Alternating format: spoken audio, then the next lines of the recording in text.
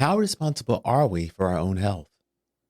There's a question I keep coming back to when I think about health, not in theory, but in real life, where decisions get delayed and small problems quietly become bigger ones. How responsible are we really for our own health and well being?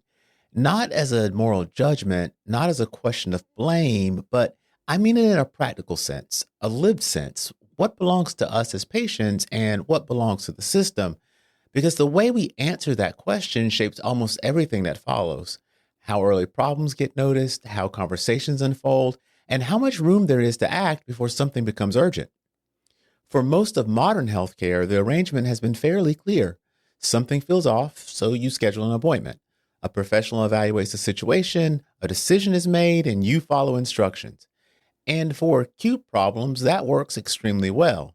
If you break a bone, you don't need interpretation as much as you need an x-ray and a cast.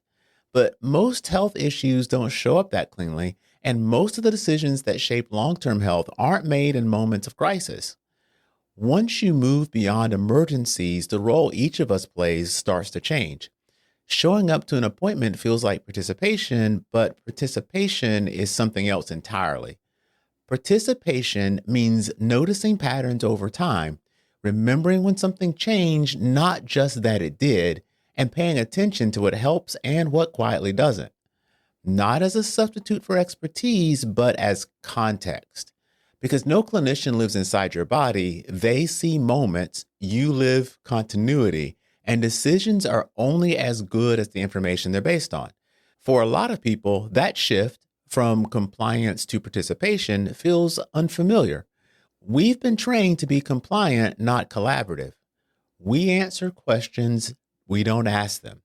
We assume that if something mattered, someone else would bring it up. Over time, that creates a quiet habit of passivity. Not because people don't care, but because they've learned that caring out loud feels like overstepping.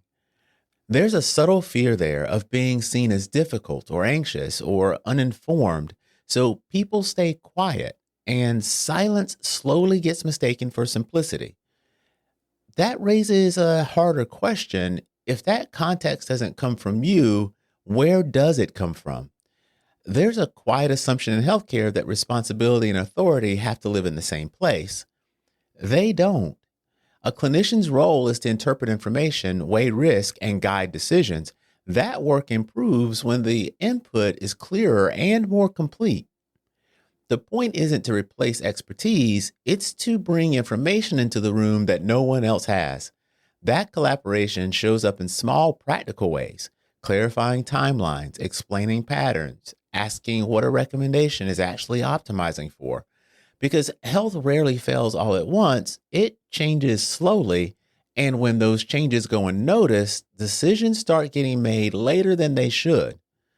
That's where norms begin to matter more than we realize.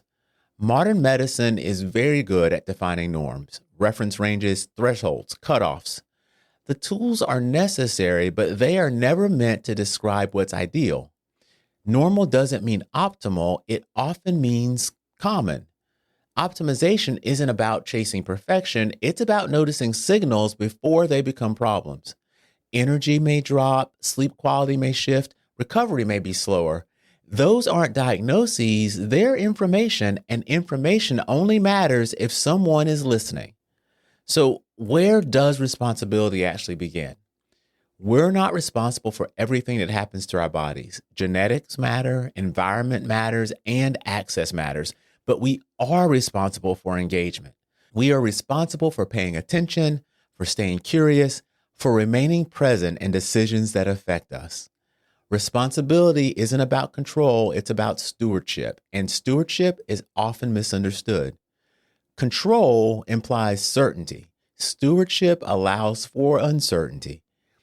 It doesn't require you to know the right answer. It requires you to stay engaged long enough to notice when a question needs to be asked. That's a different posture, and it's one most people were never taught to adopt when it comes to their own health. The mistake isn't trusting experts. The mistake is disappearing from the conversation entirely. Because healthcare works best not when responsibility is perfectly assigned, but when curiosity is shared. And once curiosity becomes part of the process, decisions change, conversations change, and timing changes. So maybe the better question isn't how much responsibility we carry. Maybe it's what kind of participant we choose to be: passive, reactive, or thoughtfully engaged. Because healthcare works best not when responsibility is perfectly assigned, but when curiosity is shared. And once curiosity becomes part of the process, decisions change, conversations change, and timing changes. So maybe the better question isn't how much responsibility we carry. Maybe it's what kind of participant we choose to be: passive, reactive, or are we thoughtfully engaged? Because that choice shapes not just outcomes, but how early we notice what matters.